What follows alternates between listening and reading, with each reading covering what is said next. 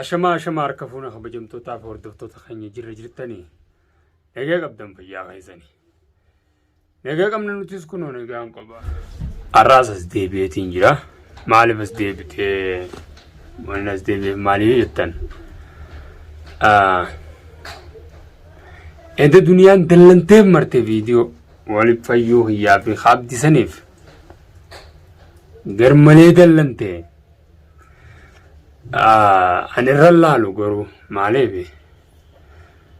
isinis nama rakkoo wal dhabduma kanarraa kan ka'een deemteemi sokkitee bara akkama fedhattu haa ta'u garuu ani tinaaru arras taanaan borus taanaan dhiifamaan siin jaa duniyaa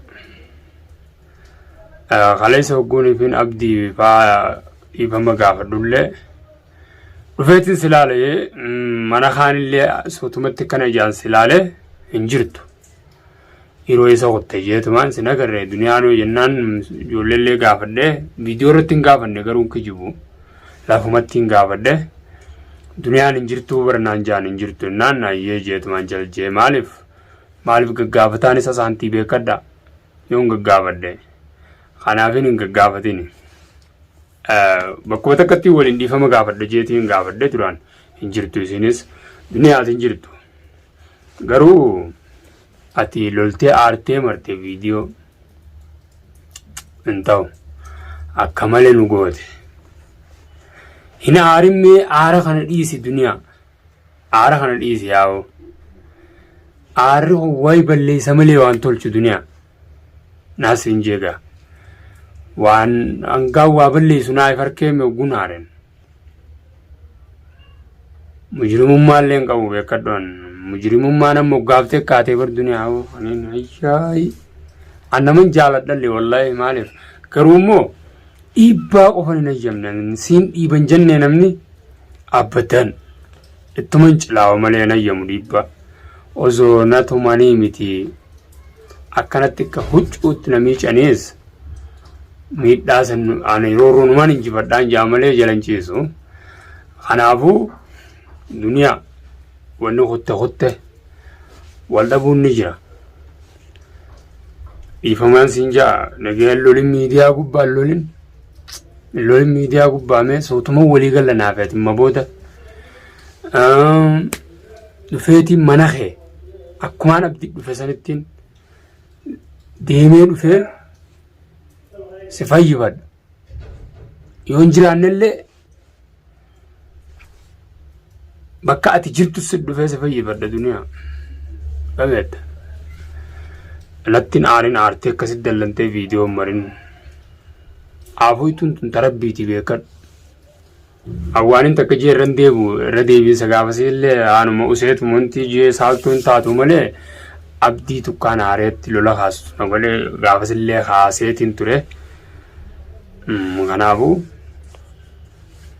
kana booda yaa'iin fadhuani yaa'i walii si wajjin qabsaa'u malee sittiin qabsaa'u duniyaan waa hedduun naa galeen hangaan akkana si wal mokoru jiru kanaas waa hedduun naa gale hangaan siif abdii wal mokoru jiru kana bas wanni naa galte sun anaafillee beekumsa taate wayin irraa baradhe jechuu dannoo dhuftee hundarraa kabajamtootaaf hordoftoota keenya ni mufatte duniyaan abdiis akka waan isii mana ari'eetti viidiyoo marte beeyta sanis laalleetu numa fenna nuti naafi abdi sun nama negaati gaafumaan silaa qabu sanuun harkee beekadha abdi sun nama negaati nama dhaaphuu gujaaniin isachuma dhaabbatu isaa ittumaan aaruu amma isaas tasgabbeesseetiin wooma silaa isaa fi isii walafaan fide sanuu isin jidduu baraa'u dura awwala siin fayyifadha garuu duniyaa si fayyifadheetiin anummaan mana si galcha akkam dhiirummaa tiyyaa akkasin na beeyta anumaan mana si galcha akkam abdi sanis tasgabbeessee abdi bakkarraa akkas ta'e ana beeka. Bakkarraa akkas ta'e na beeka. Waa dhalaan gootee dhiirti gootee waa bakkaanan silaa yaade intala sanillee taate sanaan nun beeka. Garuu immoo san silaa akkami duniyaa atis yaa'ii dhiiftee aara dhiiftee walii galleetuma naafeeti. Dhugumatti nin beeka beekaddoon bakkarraa dubbiin abdiis akkas tattaate. An ifiifuu xiiqii keessan galee laallee waan san naafeeti waliin akkasi sirreessine akkatti tolu. Karaa yoo wal harkifne immoo hin tolu duniyaa. Gamtaa taanee mee wajjaa yaanu kam jettaati. Walitti haa fayyinu. Fayyimeetis aara kana dhayi jalaa fayyi. Abdi akkasii hojii akka wallaanamu namas hojii godha. Amaa walagarree dhiifama akkasii walii goone jennaan intala san ani fi fuudhageetiin gurra qabee fidaa. Gurra qabee fideetiin lafa kaa'ee namni silaa waa qaqqareen nama keessaa waa baasaami. Isuma san ibiddaan guggubee abdi keessaa baasaan ibidduma isuma muka diimee fadheetiin sibiila isuma san akkasi dhaf godhee abdi keessaa baasaan butittii tana. Siirii fi jinni siirii siitis isummaan akkasitti keessaa ifiin baatu. Bishuwaatti qaalaanii maali durri maal barbaachisa. Bakka takka jiraachuu keenya nu barbaachisa duniyaa. Dubbiin akkasitti abdirratti aangaanan qabee kaayee qabsaa'an san namuu dhufeetuma dubbiseetuma maal jee ani manan taa'uumi. Warra ollaan natti hime gurbaa kana maaliif kana namni hundi bira seenee baaboo gurbaan kun akka qabdeggaa nama oguu qabe namni seera isaa eegaatiin hanjaanii ayyoo seera eeguu natti sootu ijoolleen itti amanu bira kaayatiin deema.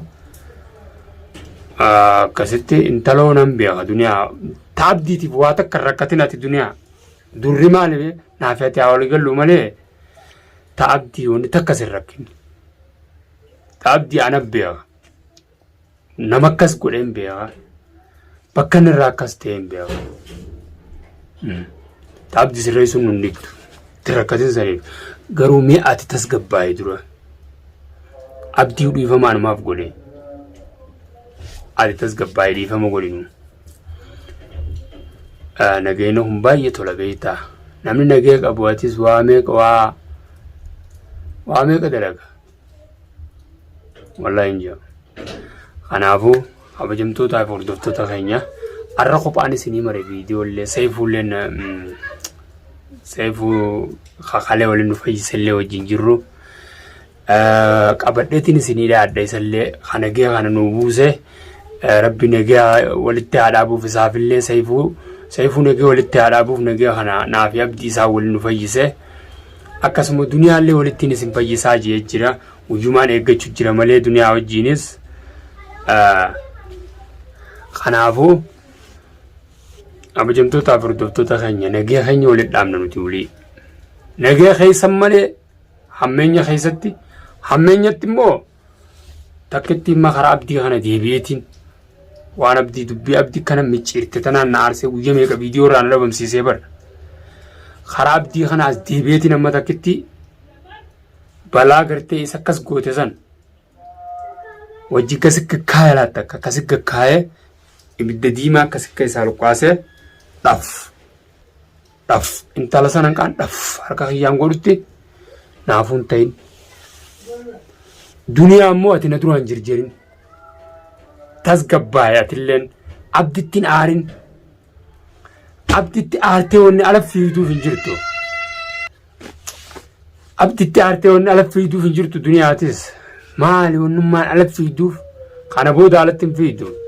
Eegammaa nageenyi nu dhufe alatti hin fiidu kana booda hin fiiginillee. Bakka ati jirtuus dhufeetis fayyifadhee seefumaa wajjin si baasee si galchee akka gartee sii fi abdiis ta abdii tana mee abdii kanatti naarinati itti naarin mee dubbiin abdii tun bakka itti qabamte naaf beeka qabaasanii naafisi baasa. Nama abdii akkas godhe san intala sanii fi gurbaa sanis anumaafisi fuudha.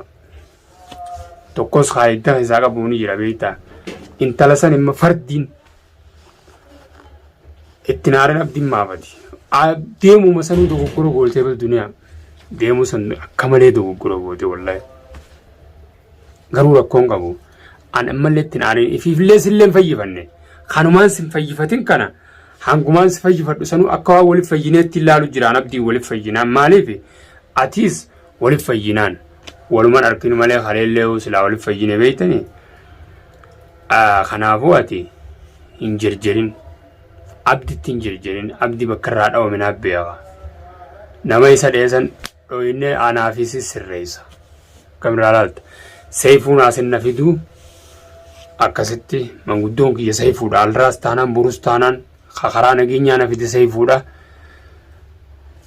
nagee hiyyaa fi kee walitti aannaneessinaan ta abdiin hun dhibduchi booda balaa hunda fuunee sirreessinee mujrimaa jaansan takkitti boobaluma isin wohomanatti irkatee isin qabsaa'e amma dhiisa amma hundinaa sa'u kabajamtootaa fi hordoftoota hiyya hangaan viidiyootti aanu qabadhee ta duniyaa wajji jirtu isinit deebuutti nagee annaa turaa baay isiniin jaa